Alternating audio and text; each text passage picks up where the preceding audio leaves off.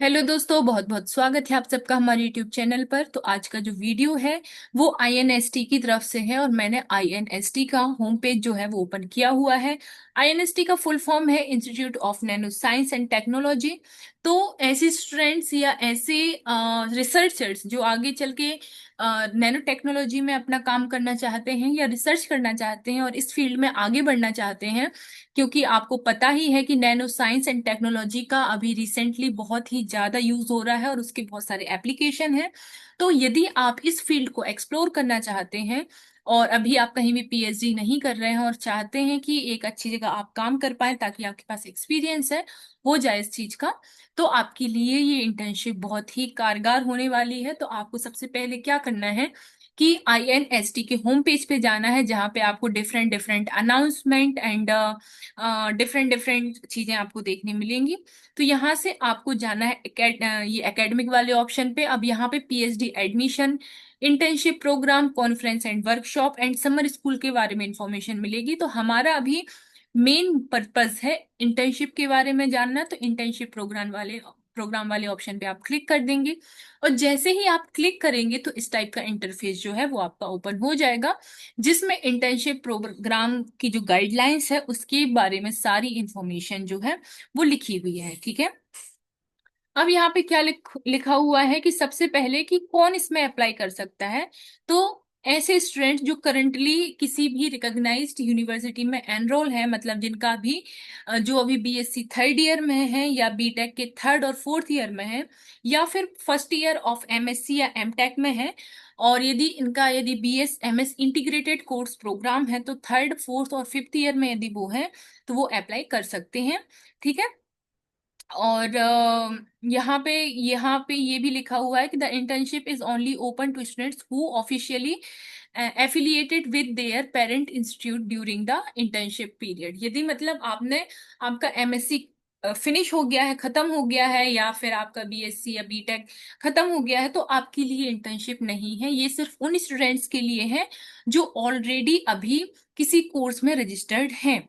ठीक है। अब इसका जो ड्यूरेशन है वो कितना रहेगा, तो मिनिमम 2 मंथ्स हो सकता है या मैक्सिमम 1 ईयर होगा।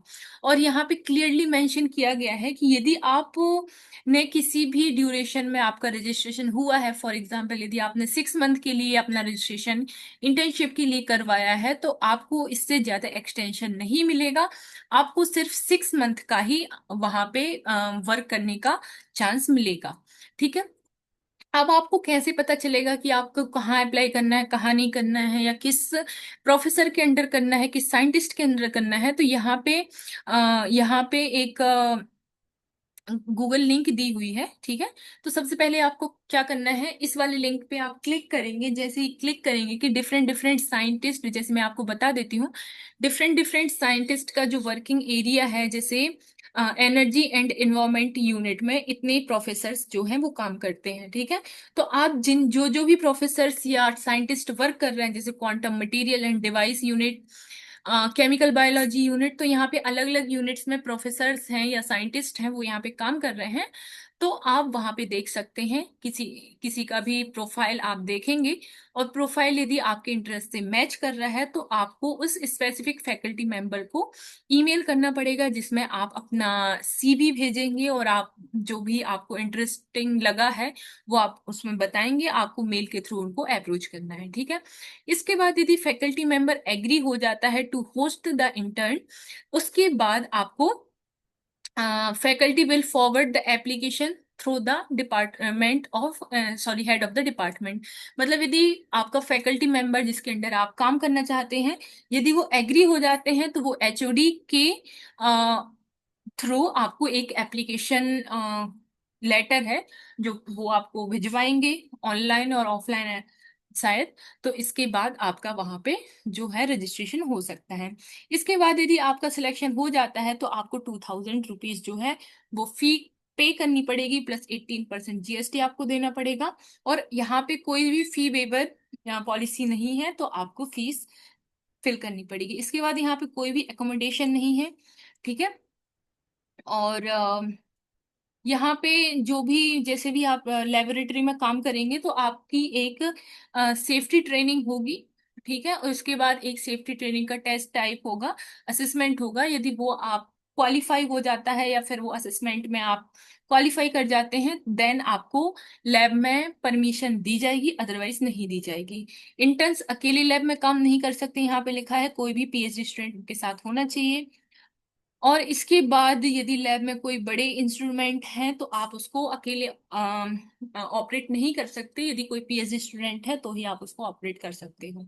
इसके बाद यहाँ पे लिखा है कि आपको कोई जो छोटी मोटी मेडिकल सर्विसेज हैं, जैसे आपको फीवर है या कोई ऐसी चीजें हैं, तो आपको यहाँ पे ओपीडी प्रोवाइड किया जाएगा। इसके बाद यदि आपका अप्रूवल हो जाता है और कोई ड्यूरेशन फिक्स हो जाता है, तो आपको कोई भी एक्सटेंशन आपको नहीं दिया जाएगा।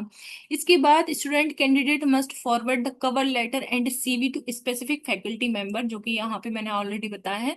तो आपको एक कवर लेटर भेजना है। कवर लेटर मतलब आपको किस एरिया में काम करना है, क्या काम करना है, तो उसको आपको एक उसमें लिखना पड़ेगा, तो वो कवर लेटर होता है।